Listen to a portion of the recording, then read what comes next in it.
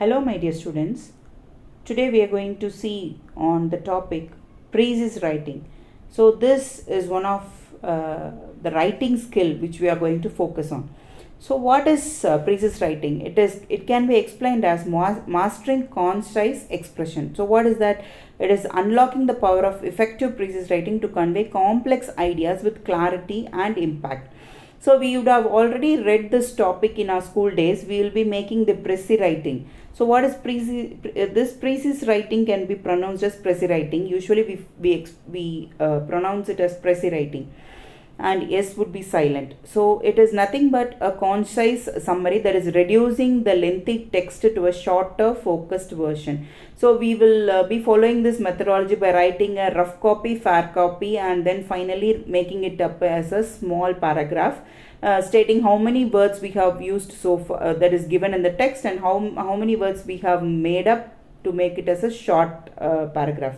So here you will be writing only the essence of that particular paragraph. You can cut short it into smaller sentences, and then you can bring only the essence of the same with all the ideas, key ideas and supporting details. So what is conciseness? It is a communication advantage that you have to consider. So here this conciseness speaks about three important things, that is professional impact, time efficiency and clarity of thought.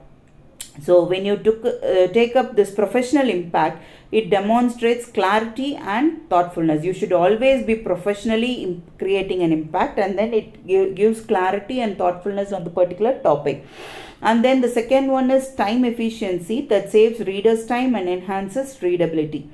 So if you are reading a big page, instead it will take around 10 minutes. Instead, if you go for this Precis writing, it will take only up to 3 to 5 minutes to understand the concept in a clear way. Then the third one would be the clarity of thought, because you cannot just like that give points. You have to take the essence and the key points from the big paragraph, and then you have to put it into short sentences speaking about the essential points. So the next thing we have to follow while you're doing your effective Precis writing is you have to maintain these four important things. That is, you have to understand the purpose, you have to identify main ideas, you should use concise language, and also you should use objective tone. So what is understanding the purpose? You have to identify the goal of the original text. You have to empathize yourself, putting yourself in the shoes of the writer or the person who has given you the text, and then you have to write your own points. Then you have to identify the main ideas, the central arguments and key points from the paragraph, and then you have to cut it down. Then you have to use concise language. Concise language is nothing but use precise words and avoid unnecessary details. You can just identify which one is the important point which you have to follow and which is not necessary to be explained of, and then you have to use a concise language of usage.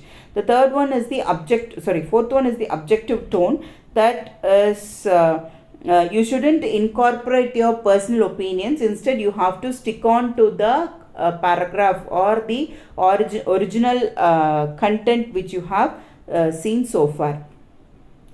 The next point is you have to extract key elements. So how will you extract key elements? Just like that, you cannot read a paragraph, take a pen, and then you can't start writing. Instead, you should follow these three methodologies. That is, the first one is you have to first use a highlighter or a marker pen to identify the important sections that you are learning. And the second one, you have to go for note-taking concept. That is, you have to summarize each paragraph in a concise note, and then you have to identify the text purpose by asking questions. So if you follow these three key elements, you can easily identify the important topics that is given in the paragraph, and you can put it into Precis writing. So the next thing you have to do is paraphrasing and summarizing. What is paraphrasing? That is, you have to rephrase and express the text in your own words. And finally, you can go for the summarization process, where you will be always putting up the information that is essential and then removing the unnecessary words from the paragraph. So this two processes takes up a great time to make it up as a Precis writing. So you have to be very concise, and you should have a language knowledge that will help you to make it up a shorter one. Then you have to take up the next step, that is structuring a compelling precis. Compelling precis is nothing but you have to put it in some 5 to 10 lines. You should read a big one and you have to reduce its size and size and length, and instead you have to put up all the important points together into one single paragraph. So here what structure you should follow is that you should first introduce the topic. You have to state the main idea or argument.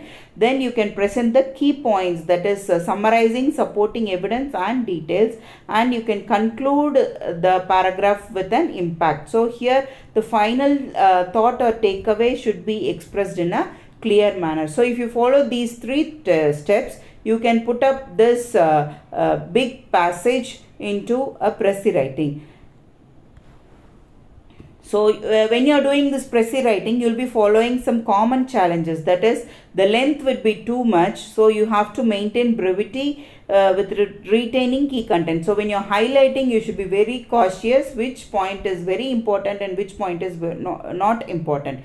Then you have to go for objectivity. You have to avoid personal opinions or interpretations on that particular topic, because you cannot incorporate your own ideas into the topic. Instead, you have to only cut short the main paragraph.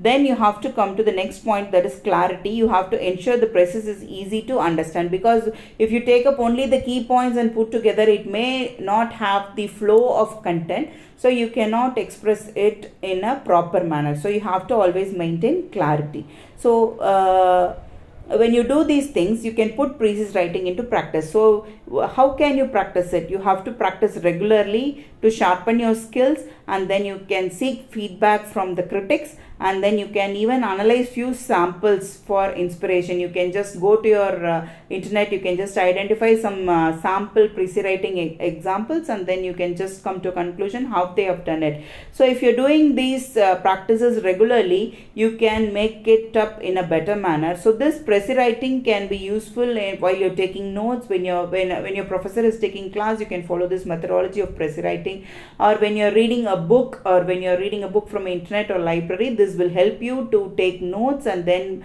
reproduce it in your answer scripts. This not only happens here, it happens in many other places. So in your next session, I want you to identify where this Precis writing is used in our day-to-day life. I want you to identify the application-oriented Precis writing things where we use in our day-to-day life. Thank you. Have a great day.